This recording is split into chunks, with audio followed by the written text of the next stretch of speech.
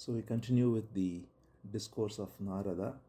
So Narada spoke about how speech has to be focused not on mundane topics and only on the highest essence. If it's focusing on mundane topics, then it gets caught in diversity and thereby it gets tossed around. The mind is tossed around here and there because of discussing about various people and events and so on. And then there is the whole idea of separate doership that comes about, and therefore there is guilt, blame, all the rest. So Narada says, therefore, one has to withdraw from all these kinds of discussions and thoughts and only focus on the teachings and the exploits of the Supreme Being, because by doing so, one is always freed of the false sense of ego, which is the only cause of all evil, all negativity. So therefore, if one is able to have this sense of surrender, then all the evil goes away, and therefore a wise man ought to strive after that alone, which is superior to all other pleasures. So normally whatever pleasures one aspires for, including heaven, are all temporary, and therefore he says one ought to not bother with any such pleasure and simply surrender unto that which is beyond all pleasures, because every pleasure comes and goes, it's in time, whereas that which is ever present, and therefore that has no coming and going. So in other words, if we recognize the falsity of the one seeking pleasure, whatever the pleasure may be, or even the goal of enlightenment, the falsity of the seeker, until that's seen, one doesn't taste the true sense of freedom, liberation, and peace. Until then, there is always something lacking. So he says one has to therefore not bother with all the pleasures of the sense, but only surrender unto the source of all, who is called Mukunda. So here the word Mukunda he uses as the bestower of that. So Mukunda means one who bestows mukti.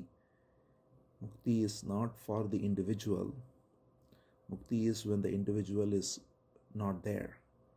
So the individual ego, me, can never attain mukti, but when the individual me is seen as false, is not just seen intellectually, but seen within clearly as non-existent, then there is mukti.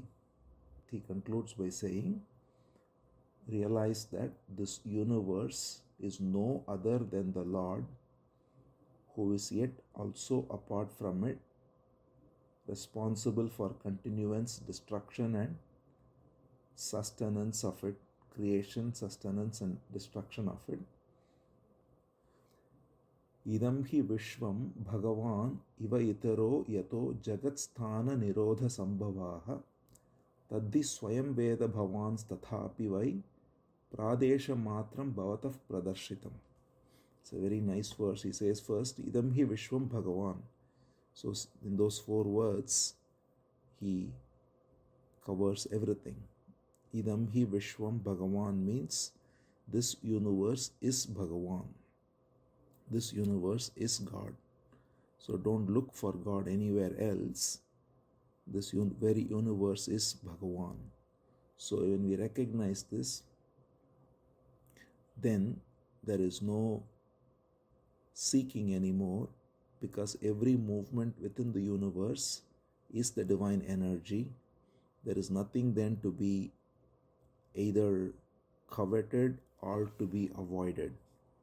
Everything is the same energy that manifests beautifully or not, whatever form the energy takes, it is what it is. Therefore, he says, Idam hi Vishwam Bhagavan. And that recognition is the ending of the false me as well. So when we recognize that all there is nothing but the divine energy, there is only the divine energy at play, then the idea of a false me, of someone as the ego, as the individual self, here being apparently in charge of the activities of the body and mind, that illusion is blown away by the recognition that everything here is divine energy. So when we recognize this, then we see that there is nothing other than him. So this is the only purpose of inquiry as well. Even if we inquire any activity of the body or mind, who is doing this, we see that there is, we assume and presume that there is an I, an individual I who is walking, talking, eating, thinking, speaking, and so on. But if we look carefully, we find out that walking happens, talking happens, eating happens, thinking happens. So the body has its own intelligence. Every atom of the body, every cell of the body has its own intelligence. And that intelligence comes together through various organs and various activities. So things happen. We think we do it, and that is the flaw, that is the error. And there is no we, there is no me, there is only happening. So that's the essence of the statement, Idam hi Vishwam Bhagavan. So Vishwam, it refers to every atom of the universe. So when we recognize this, then we also are free of the false sense of others as well. We don't then ascribe doership to others, just as we cannot ascribe doership to any false me here. We cannot ascribe any doership to any false self anywhere else.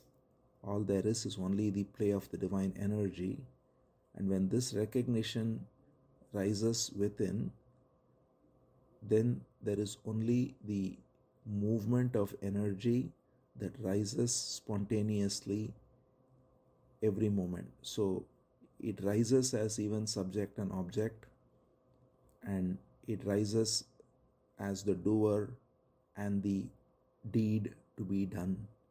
But it is all spontaneous and there is no connection between them. So the primary fallacy is the way the mind connects various memories, various experiences, and creates this false story of the me. When that story of the me is not being fed, not being fueled, it's dropped, then activities go on, and each activity has a sense of a subject, an object, and the action. But the activity is finished and dropped, and the next activity is finished and dropped, and there is no connection saying I did this, I did that. There is only the present action, thought, whatever it is. So when that way of living, moment to moment, there is no connection made by the mind except for practical reasons. So memory is then useful only for practical reasons, remembering knowledge necessary to engage in various tasks, not having any psychological memory, which is the memory of the ego, being free of psychological memory but only factual memory. So that is the way one can live. And so Narada points out by saying that's the essence of the whole universe, is just the divine energy operating, and there is no false me. And you already recognize this. So Vyasa, of course, being Vyasa, the great sage, he already recognizes this, and he says, I am only hinting it to you again. Pradesha matram bhavatah pradarshitam. I'm just holding like a mirror to you so that you can see this for yourself and thereby be able to expand upon it, which is the essence of Bhagavatam.